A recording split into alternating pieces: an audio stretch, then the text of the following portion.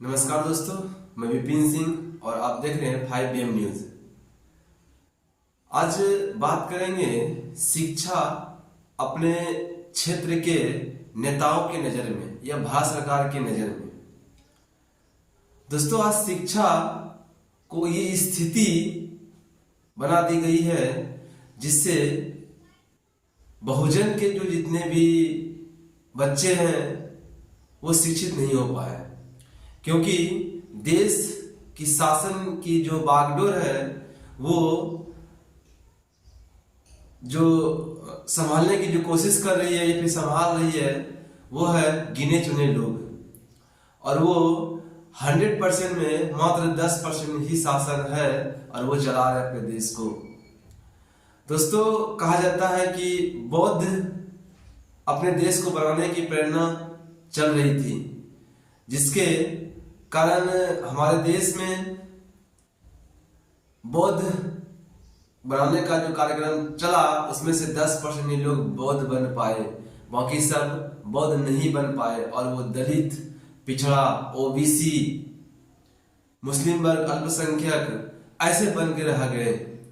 और ये हमारे देश में अनेकों नेता आए और अपना अपना विचार प्रस्तुत करके चले गए। किसी ने अच्छे काम भी किए, किसी ने अच्छे काम नहीं भी किए, लेकिन जो बीत गया सो बीत गया। लेकिन अभी वर्तमान सरकार की बात करेंगे। इन्होंने यूनिवर्सिटी, कॉलेज, स्कूल की जो होनी चाहिए प्रोग्रेसिंग, जो होने चाहिए विस्तार, ये चीज को नजरअंदाज करता है। क्यों? क्योंकि सबको पता है कि जब तक ये लोग को मूर्ख बना के रहेंगे तब तक हमारी गद्दी चलती रहेगी, अन्यथा हमारी गद्दी नहीं चलेगी। क्योंकि फूट डालो शासन करो का अंग्रेजों ने ये नियत लगाया था, लेकिन यहाँ के जो नेता सब है वो सोचते हैं कि अगर ये शिक्षित हो जाएंगे तो हमारे रैली में कैसे आएंगे, हमारी बातों पे के अंदर चलने का कोशिश कैसे करेंगे, क्योंकि उसको अधिकार मिल जाएंगे।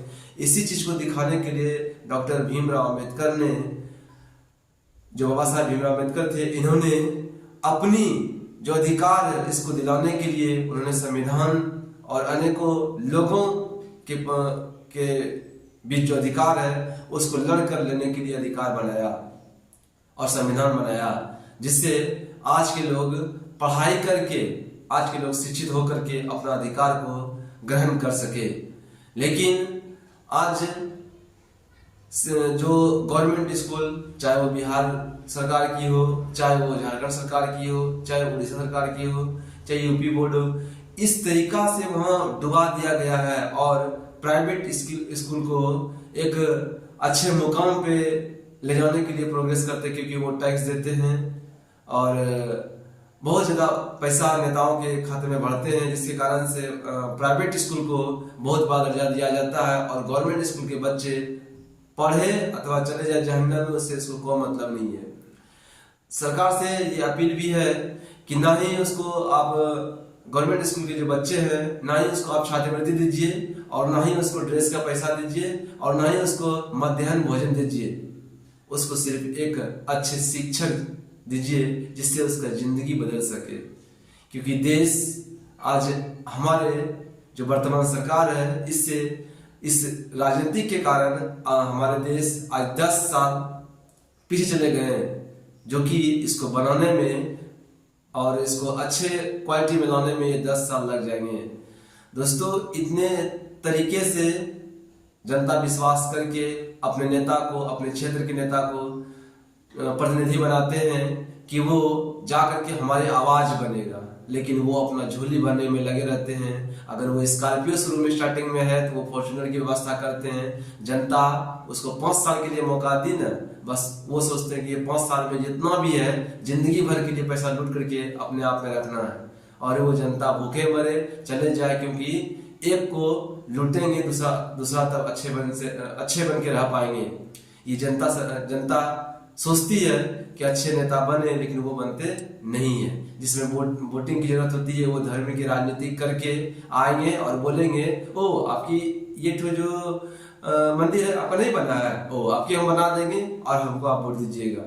कुछ पैसे को देते लेन देन कर देते हैं, आप बहुत से दारू मुर्गा हर चीज को उसके पूरा इलाके में बंटवा करके और अपना वोट ले लेते हैं। तो ये जनता कब समझेगी कि अपना अधिकार क्या है, अपना वोट का महत्व क्या है।